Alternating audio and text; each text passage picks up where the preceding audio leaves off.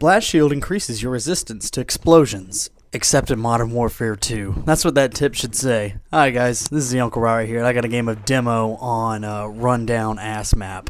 This map should actually be called Two Bridges, One Map, a Brazilian fart porn study, but that's another story. We won't talk about that too much. I'm rolling with a small party here. I'm using my trusty laser. I got FMJ on it, and my secondary is the gay teens. Alright, so let's take a look here. This bridge over here is my favorite place to go because it's got tons of hiding spots. Let's talk about the layout of the map. This is Rundown, and this is Demolition. This is a crane demolishing a house, of course. The green area is indicated the enemy. The red is us. And our objective this entire game is to get together and make Christmas elves. Yes, Christmas elves. In Demolition, on Rundown, the best thing for you to do is to get near the A bomb. In Demolition, on any map, of course, there's a bomb that's close to the defending team spawn, and one that's kind of in the middle, kind of allegedly fair. But we all know Invasion and Rundown all have impossible bombs that are near the defensive team spawn, so we won't sugarcoat it. The best thing to do is devote all your time and resource to one bomb. You know, figuratively speaking, if you're rolling with like a half party, kind of like I am now, I think I've only got like 3 or 4 guys. But we're gonna try to devote most of our energy to this A area. B is easily defended. You just get a guy to go behind those barricades, right behind all the cows and cow shit.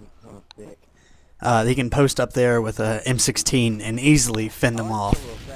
So I'd put one guy in the middle where the bridges are, and I'd put the other guys on this side of the map to fend them off. The best key in Demolition is to try to get as much kills as you possibly can, because if it goes to 3 rounds, the team with the most kills will get to defend again. So that's probably your best bet to how to go about playing Demolition. Let's talk about my weapon choices here. I chose to use the ACR because it's the all-powerful laser gun sent from the future to be put in Modern Warfare 2. It was meant for Modern Warfare 3, but we all know there probably won't be one due to Infinity Ward, suing, and or however the hell that works out.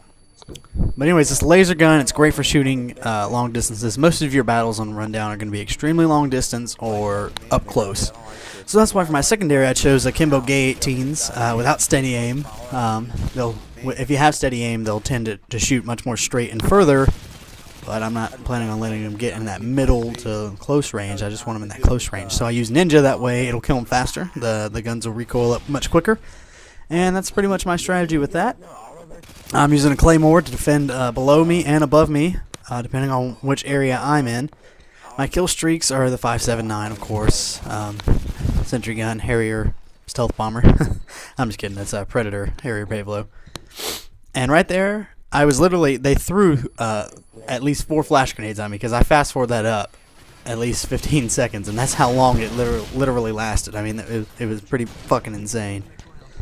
But the subject I want to talk to you guys about today is video game censorship, and this is in a greater scale. Is about influence and freedom of speech and parenting roles and all that great stuff that most of my target audience are probably kids 13 to age 17 or so, and so I think it's important that this is probably a good place to talk about it. This is for entertainment purposes only.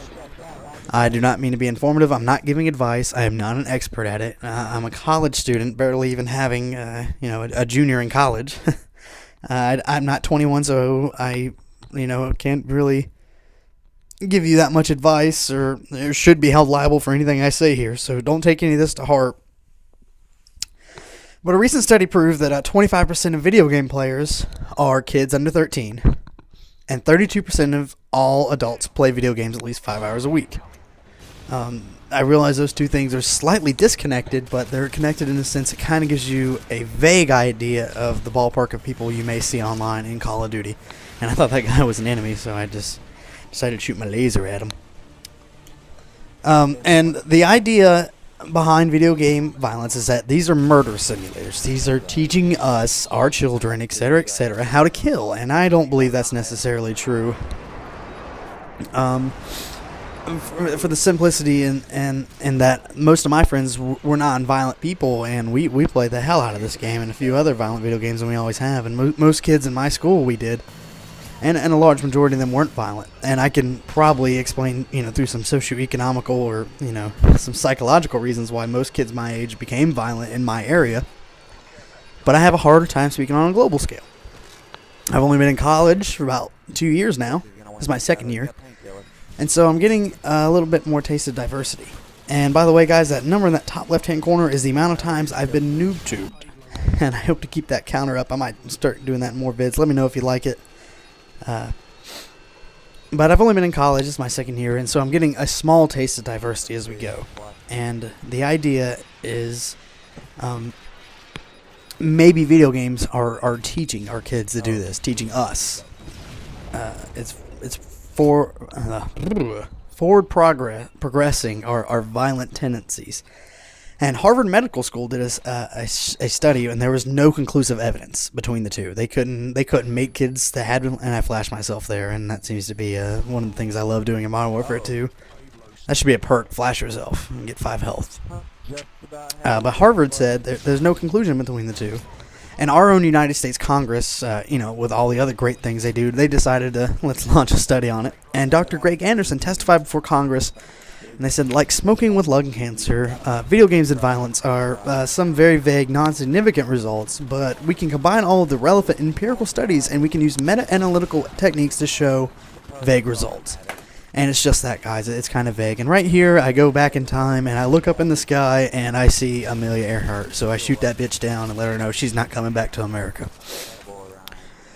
But then our own United States Secret Service started studying high school shootings and figured out that only 12% of people involved with high school shootings, as in the shooters, were playing first-person shooters. And I thought that was interesting because 24% of them were reading violent books and 27% were watching violent movies. And I think it even said 60% went to church heavily. Now, given all those numbers, I go, okay, well, I was never asked that. So I wonder how many people else weren't asked that. But then again, I've never shot up in school. So maybe there is some more reach to that. But, I mean, how honest is a guy that just shot up in high school really going to be? So, you find one result and it tells you one thing and you'll find another. But let's look at Columbine. Columbine, when it first happened, I mean, don't get me wrong, it was a tragedy. And they were trying to find a way, because they could not believe that kids could do this in our very fast and progressing world, that kids could do this. And they were just in disbelief, and so they were trying to figure out why they did it. So instead of just looking at things like, well, maybe the kids were being bullied or, even stuff like that, the first thing they came to was, both of these boys were playing Doom on PC. Oh shit, 2D Doom. And they made levels that looked like Columbine High School, and those rumors turned out to be false. And the media was looking for a folklore, a scapegoat, if you will, to try to point out that that video games were actually having an effect on our kids, and they used it to try to one up the competition. Now, don't get me wrong, video game companies probably spend as much effort and money as parent advocacy groups to try to disprove it as much as they spent to prove it. So I'm sure they have a study. The parent groups probably have one, and the video game companies probably have one, and I don't blame them. It's part of the great cycle that keeps everything so fair and balanced, all right?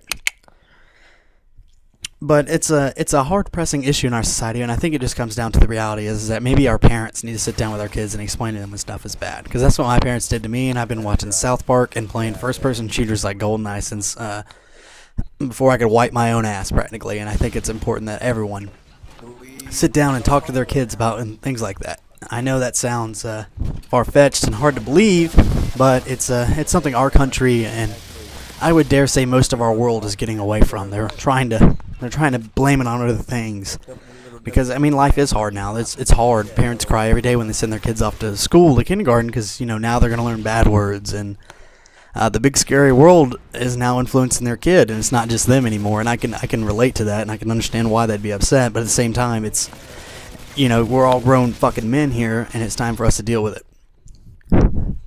But right here, this character glitches, and he's hanging upside down, and so I decided to give him a little pleasure that you can't measure. Kind of messing around right here. Thought it was funny. That's my Call of Duty ADD going off. Can't be doing that during Search and Destroy, though. You got to be focused. But anyways, guys, this video looks like it's getting ready to wrap up. But down in the comment section below, or private message me, however you feel comfortable, I'd like to have a discussion about this. Maybe I'll set up a Skype board or something like that. But I want to set up discussion. What do you guys think about violent video games? Does it affect you? Do you think it affects other kids? And is it possible that that maybe violent video games are starting to take it too far? Remember, Modern Warfare 2 got pushed back for a little while because of its controversial scene in the terminal. So let's have a little discussion, and let's get some feedback and maybe interact amongst each others, and let's try to figure out what it is that people are getting at, and if there is any results. And of course, let's not have any trolling or anybody threatening to beat each other up, because that's very counterproductive, especially if you're trying to spread an intelligent message. But anyways, guys, this has been the Uncle Rai Rai, and we won this game, and check out my channel. Thanks, guys.